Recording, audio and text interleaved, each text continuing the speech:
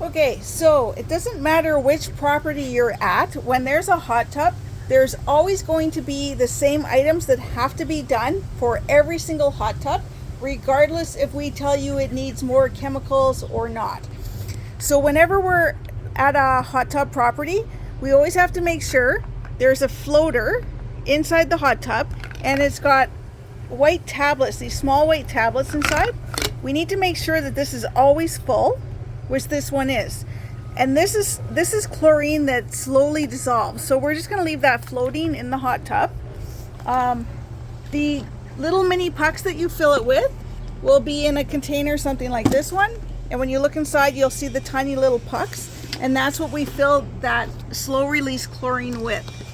The other thing that we always need to do for every single hot tub is add chlorine-free shock.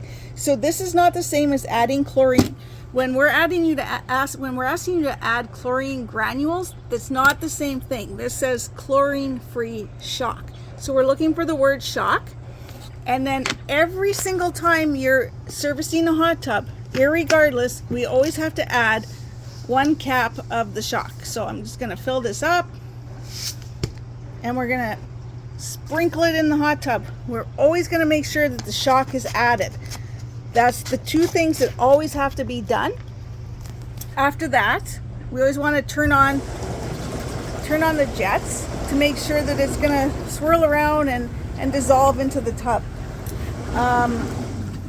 The other things that we always have to make sure of for every single hot tub is that those jets, the highest jet that's in the hot tub, always has to be covered with water.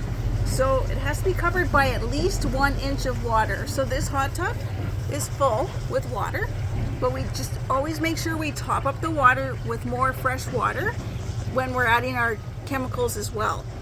The other things that we always have to do, there will be a net. We have to make sure that we always skim the water to make sure that we pick up any leaves or anything floating that's in the water. So that's part of the hot tub care. The other thing is these vacuums. If you haven't used one before, there's a little hole on the end. You just cover that with your thumb.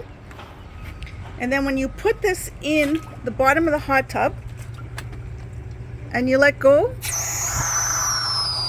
it'll just start sucking up dirt from the bottom. And then if you look in the vacuum, the water will drain out and any of the dirt will stay in the screen that's inside of the vacuum.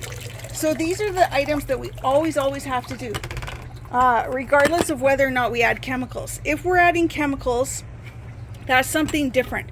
We'll let you know if you need to add pH up or pH down, or if you need to add more chlorine. Anything else that needs to be added, we will let you know how much to add.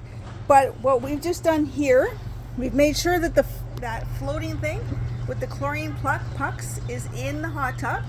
We make sure that we've used the skimmer to skim any leaves off the tub. We make sure we vacuum the tub. We make sure that we cover the jets by at least 1 inch of water. We make sure that we add chlorine-free shock. We want to make sure we shock it every single time. And we want to make sure that we run the jets for at least 10 or 15 minutes after we've added chemicals. There's also a white and blue sensor that's usually floating in the hot tubs. We need to make sure those sensors are always there. This particular video is just out for service right now, but there should be 2 things floating in the water.